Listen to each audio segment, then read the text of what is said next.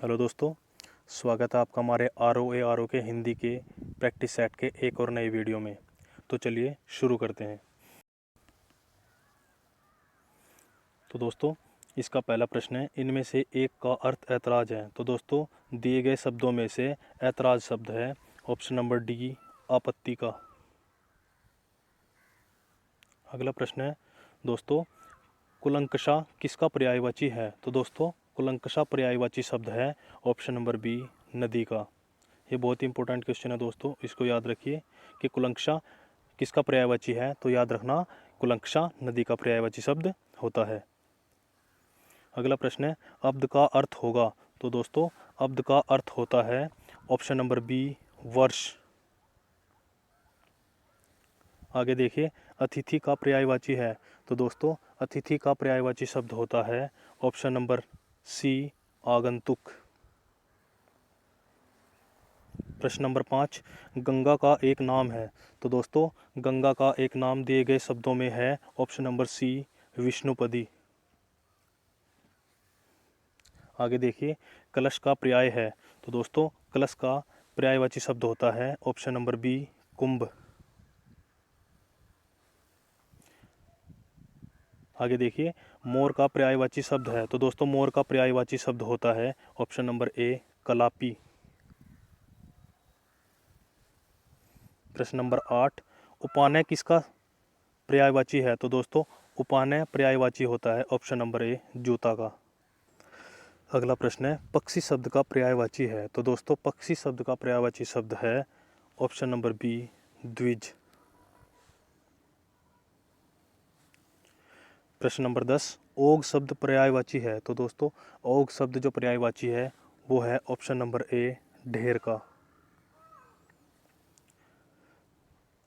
आगे देखिए, शब्द उत्तर का विलोम नहीं है। तो दोस्तों, दिए गए शब्दों में उत्तर का विलोम शब्द नहीं है ऑप्शन नंबर डी, अनुत्तर। प्रश्न नंबर 12, महार्धता का विलोम है। तो दोस्तों, महार्धता का विलोम शब्द है ऑप्शन नंबर सी, अल्पार्धता। अगला प्रश्न है, दाता का विलोम है। तो दोस्तों, दिए गए शब्दों में दाता का विलोम शब्द है ऑप्शन नंबर डी, वाचक।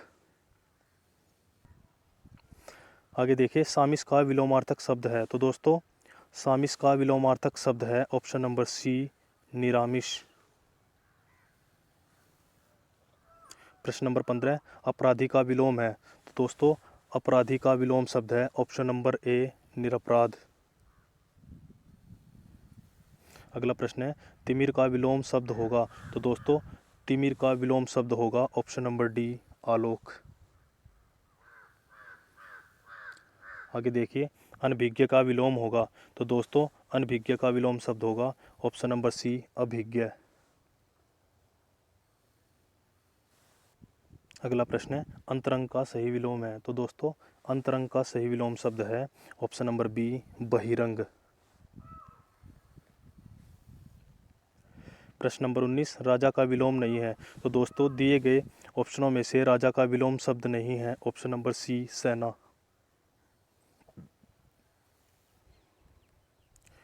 अगला प्रश्न है, उत्थान का विलोम है। तो दोस्तों, उत्थान का विलोम शब्द होता है ऑप्शन नंबर बी, पतन।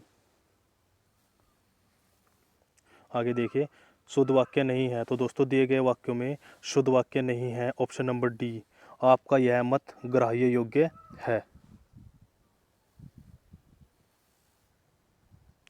आगे देखिए, प्रश्न नंबर 22, निम्न में से शुद्ध वाक्य का रूप नहीं है। तो दोस्तों, दिए गए वाक्यों में शुद्ध वाक्य का रूप नहीं है ऑप्शन नंबर डी, उनके उच्चारण ठीक नहीं हैं। अगला प्रश्न है, निम्न विकल्पों में से मिश्र वाक्य को पहचानिए। तो दोस्तों, दिए गए विकल्पों में मिश्र वाक्य है ऑप्शन नंबर ए, बाहर अगर बारिश हो रही है तो छाता लेकर जाना। प्रश्न नंबर 24, कौन सा शब्द अशुद्ध है। तो दोस्तों, दिए गए शब्दों में अशुद्ध शब्द है ऑप्शन नंबर डी, परिशिष्ट। अगला प्रश्न है, अलौकिक का शुद्ध शब्द होगा। तो दोस्तों, अलौकिक का शुद्ध शब्द होगा ऑप्शन नंबर सी, अलौकिक। कौन सा मानक वर्तनी में लिखा है। तो दोस्तों, दिए गए शब्दों में मानक वर्तनी में लिखा शब्द है ऑप्शन नंबर बी, कांति। प्रश्न नंबर 27 सही वर्तनी वाला शब्द है। तो दोस्तों दिए गए शब्दों में सही वर्तनी वाला शब्द है ऑप्शन नंबर बी प्रज्वलित। आगे देखिए इनमें से गलत वर्तनी का शब्द है। तो दोस्तों दिए गए शब्दों में गलत वर्तनी का शब्द है ऑप्शन नंबर ए अधीन। अगला प्रश्न है सही शब्द की वर्तनी पहचानिए। तो दोस्तों दिए गए शब्दों में सही वर्तनी वाला शब्द है ऑप्शन नंबर ए क्रोधाग्नि।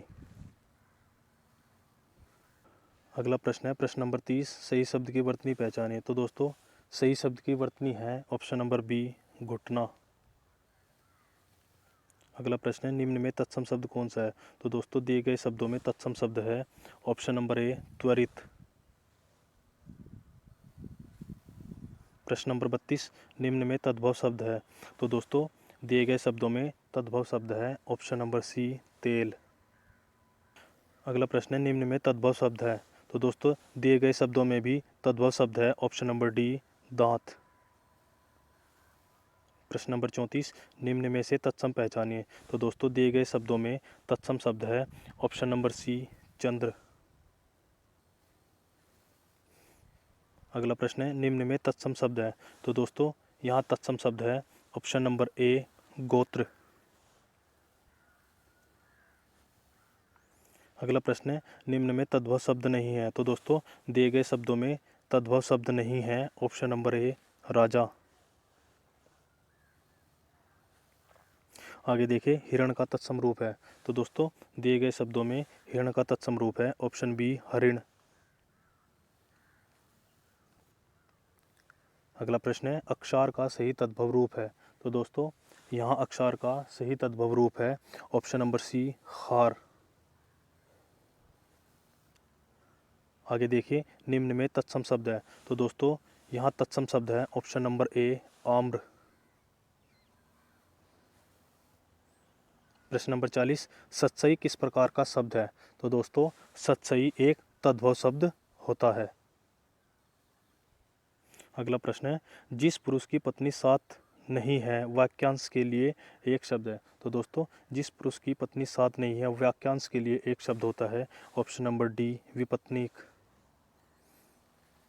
अगला प्रश्न है तैरने की इच्छा को कहते हैं। तो दोस्तों तैरने की इच्छा कहलाती है ऑप्शन नंबर बी तितिर्षा। अगला प्रश्न है मोक्ष की इच्छा करने वाला वाक्यांश के लिए सही शब्द है। तो दोस्तों इसके लिए सही शब्द होगा ऑप्शन नंबर बी मुमुक्षु। दोस्तों यहाँ मोक्ष की जगह आप मोक्ष कर लीजिए।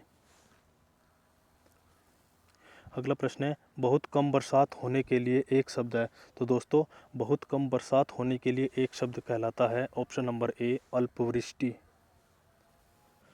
आगे देखिए इस संसार से संबद्ध वाक्यांश के लिए एक शब्द है। तो दोस्तों इस संसार से संबद्ध वाक्यांश के लिए एक शब्द कहलाता है ऑप्शन नंबर बी ऐहिक। अगला प्रश्न है जो बहुत लोगों से सुनी गई हो के लिए एक शब्द है। तो दोस्तों जो बहुत लोगों से सुनी गई हो के लिए एक शब्द होता है ऑप्शन नंबर सी जनश्रुति। तो दोस्तों यहाँ शब्द सही है जनश्रुति। अगला प्रश्न है जिसने इंद्रिया जीत ली हो वाक्यांश के लिए एक शब्द होगा। तो दोस्तों जिसने इंद्रिया जीत ली हो वाक्यांश के लिए सही शब्द कहलाता है ऑप्शन नंबर डी इंद्रजीत। अगला प्रश्न है युगों से चले आने वाले के लिए एक शब्द होगा। तो दोस्तों युगों से चले आने वाले के लिए सही शब्द होता है ऑप्शन नंबर डी सनातन। अगला प्रश्न है जो व्याकरण को जानता है के लिए एक शब्द है। तो दोस्तों जो व्याकरण को जानता है वह कहलाता है व्याकरण।